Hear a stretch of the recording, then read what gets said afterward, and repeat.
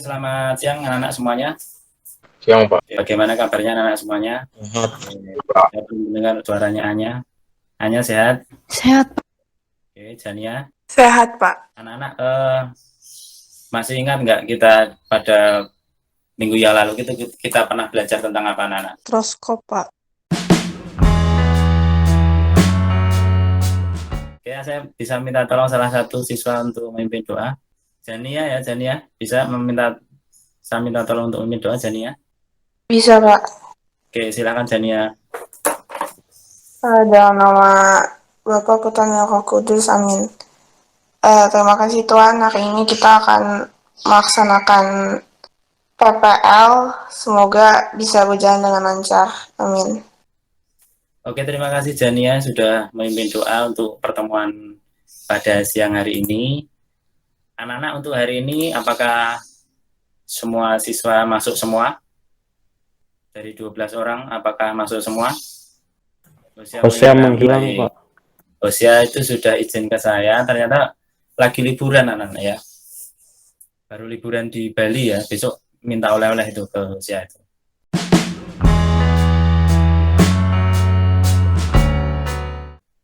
Oke anak-anak, pada siang hari ini perlu saya sampaikan bahwa tujuan dari pembelajaran pada siang hari ini anak-anak, kita akan mempelajari tentang gaya kolom dan tujuannya adalah yang pertama, siswa atau peserta didik dapat menganalisis faktor-faktor yang mempengaruhi besar gaya kolom dua muatan listrik. Kemudian yang kedua, siswa atau peserta didik dapat menghitung besarnya gaya kolom dua muatan listrik. Kemudian yang ketiga, peserta didik dapat menganalisis interaksi dua benda bermuatan karena pengaruh dari jarak.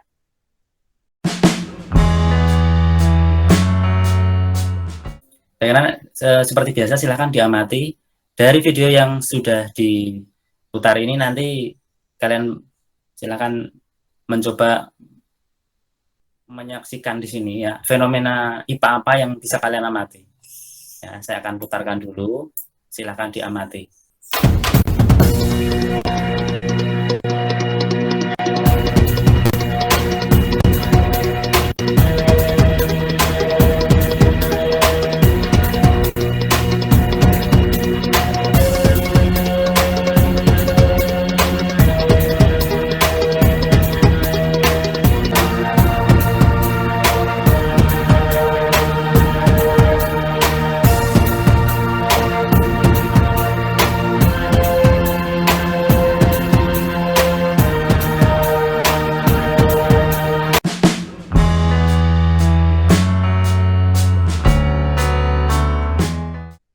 Oke, sudah ada 4 orang yang menuliskan hasil pengamatannya ya dari video tadi. Oke, mungkin Renal bisa membacakan apa yang tadi diamati. Silakan coba Renal bisa dibacakan. Oke, mungkin ada masalah ya. Coba Monica bisa dibantu untuk dibacakan miliknya Monica. Iya, Pak. Ya, silakan coba dibacakan. Saat balon hijau didekatkan ke arah balon oranye, balon oranye setelah digosokkan ke rambut, maka balon oranye menjauh dari balon hijau. Dan oke, terima kasih Monica. Oke, coba yang lain, Santo coba dibacakan Santo. Kedua benda yang saling tolak-menolak karena di dalamnya memiliki elektron. Rumusan masalah dari identifikasi masalah tadi, silakan Monica bisa dibacakan. Mengapa balon oranye menjauh dari balon hijau? Oke. Rumusan masalah yang pertama, mengapa balon oranye menjauh dari bola hijau? Oke, boleh. Arya, silahkan, boleh dibacakan. Mengapa jenis elektron yang sama akan saling tolak-menolak? Oke, terima kasih Arya. Ada yang sudah menemukan hipotesisnya? Oke, kalau belum saya coba bantu ya anak-anak ya. Saya bantu untuk membuat suatu hipotesis. Jadi begini anak-anak, ini saya membantu kalian ya. Tadi kalau balon digosok dengan rambut itu, balonnya akan bermuatan apa anak-anak? Balon yang digosok dengan rambut, maka balonnya akan menjadi bermuatan Negatif, Pak. negatif. Oke, Alex. Terima kasih ya. Oke, balon tadi kan kedua-duanya sudah digosok dengan rambut, maka kedua balon akan bermuatan negatif. Nah, kalau muatan yang sama itu akan terjadi interaksi apa? Jika dua benda bermuatan sama didekatkan akan terjadi interaksi tarik menarik apa tolak menolak? Tolak menolak, Pak. Oke, terima kasih Adit, Alek, ya. Tolak menolak. Nah, sekarang pertanyaannya, kenapa bisa tolak menolak? Ada apa sih gitu loh? Pada peristiwa tadi, ya, ternyata dalam proses tolak menolak tadi itu ada suatu gaya yang terjadi, ya, yang disebut sebagai gaya Coulomb. Jadi kita bisa menyusun hipotesis di sini bahwa peristiwa tadi tolak menolak atau kalau tadi sih tolak menolak ya, dan ada tarik menarik ya antara benda bermuatan itu diakibatkan oleh gaya Coulomb. Anak-anak coba saya minta masing-masing menuliskan di Google ya. Coba mencari informasi di Google. Gaya Coulomb itu apa sih? Coba masing-masing menuliskan di Google, mencari informasi gaya Coulomb itu apa? Hukum Coulomb adalah hukum yang menjelaskan hubungan di antara dua muatan listrik. Hubungan yang dibahas oleh hukum Coulomb berkaitan dengan pengaruh ukuran muatan listrik terhadap gaya yang timbul pada jarak tertentu.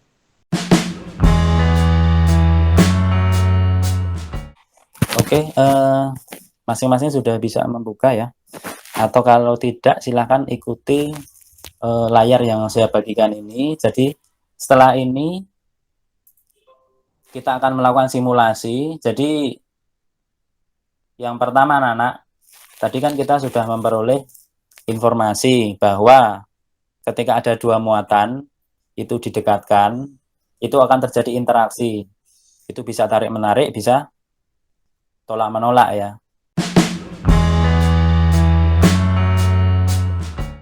Yang langkah-langkah kegiatan kan, Pak? Ya, kegiatan yang bagian B. Coba dibacakan. Aturlah percobaan tersebut sehingga muatan Q1 dan Q2 bernilai sama. Silahkan key-nya diisi ini. Key-nya diisi 2, Q1 2, Q2-nya 2, terus diisikan di situ. Gaya Coulomb-nya berapa? Oke, bisa sambil mengisi ya. Di tabelnya itu ya, diisi ya. Oke, Adit sudah mengisi, Dit? Halo, Dit. Lagi itu, Pak. Ya.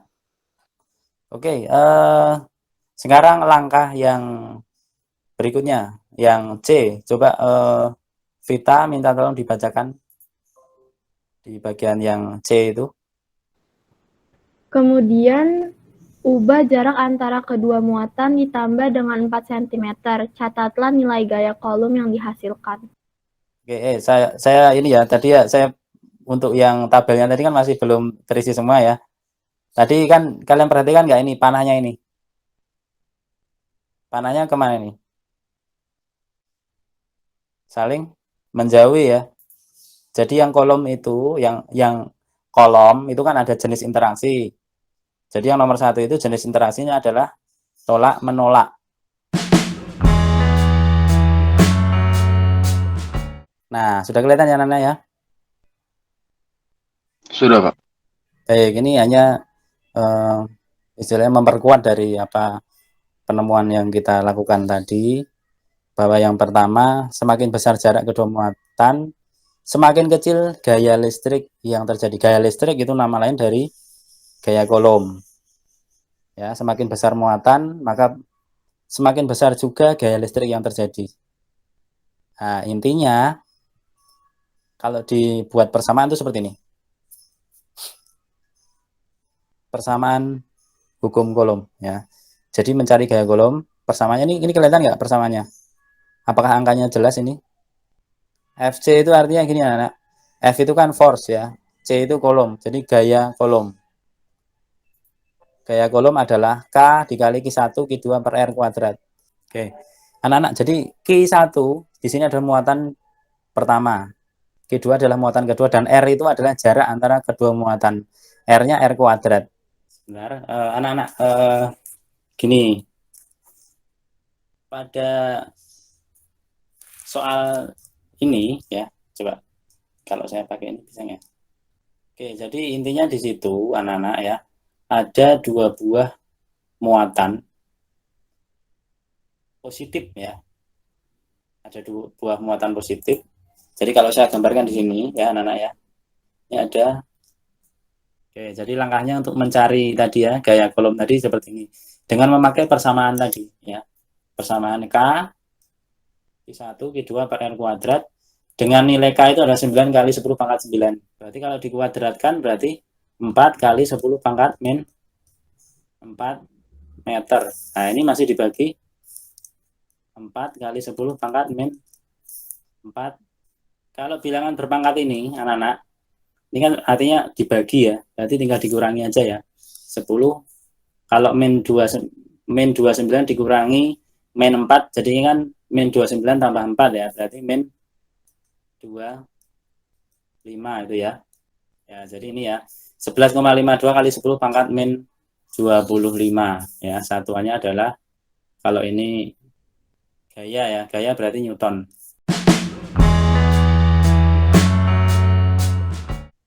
Silahkan Arya, bisa dibacakan. Kesimpulan saya adalah saya dapat mengetahui tentang hukum atau gaya kolom. Oke, terima kasih Arya. Yang lain? Yang pertama anak-anak, untuk gaya kolom ini ada beberapa faktor yang mempengaruhi. Jadi yang pertama anak-anak, semakin besar muatannya, maka gaya kolomnya akan semakin besar juga. Itu yang pertama. Jadi muatan semakin besar, gaya kolom semakin besar. Yang kedua anak-anak, jarak itu mempengaruhi juga gaya kolom. Kalau jaraknya itu semakin besar, gaya kolomnya akan semakin kecil.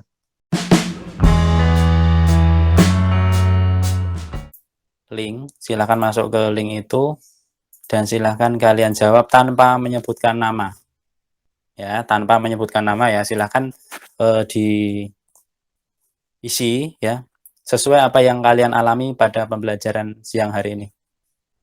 Materi apa yang kalian sulit pahami pada proses pembelajaran hari ini? Tentang hitungannya, oke, cara menghitung hukum kolom. Sedikit cara menghitung menggunakan, oke, berarti lebih ke banyak yang ternyata merasa masih sulit memahami tentang menghitung gaya kolomnya ya ternyata ya. Oke, baik, terima kasih. Untuk pembelajaran pada siang hari ini saya rasa sudah cukup. Namun nanti saya akan memberikan tugas PR ya, ada satu soal masih sama ya tentang menghitung gaya kolom. Ya, saya akan bagikan linknya di kolom chatting. Hanya satu soal saja ya, hanya satu soal. Silakan kalian kerjakan paling lambat pukul 6 sore ini.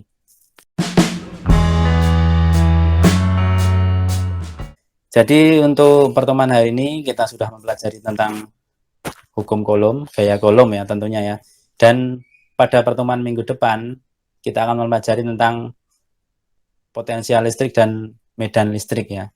Mohon untuk anak-anak nanti mungkin bisa menyiapkan materi yang akan kita pelajari sehingga waktu pelajaran itu akan lebih paham tentang materi yang karena sudah membaca terlebih dahulu. Dan untuk menutup pertemuan kita pada siang hari ini, kita akan bersama-sama menutup dengan doa.